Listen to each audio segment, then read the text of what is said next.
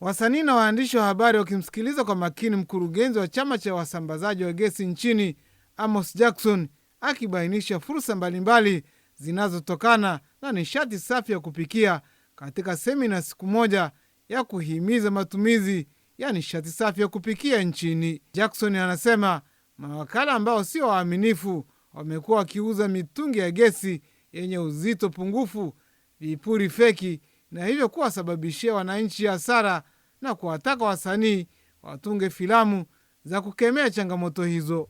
Kwa hiyo msanii anapocheza mchezo ambao unaonyesha hiyo, wananchi wataangalia, watajua, wataanza kufananisha. Ndio maana tunamuona fulani naye pia anaingiza pikipiki hapa na mitungi anatoka.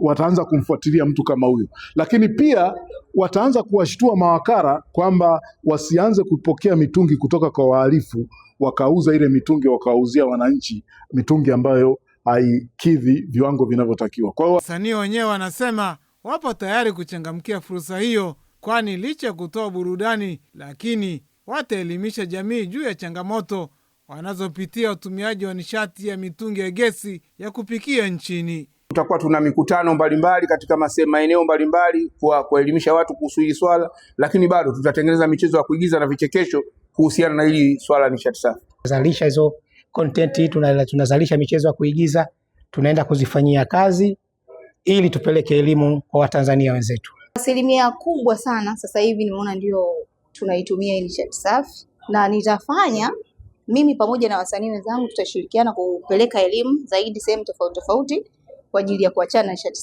chafu kuingia kwenye nishati safi.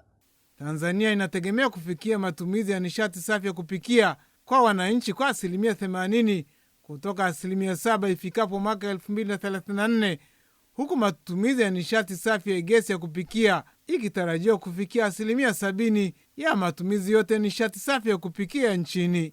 Mali Ocheto, TBC, Dar es Salaam.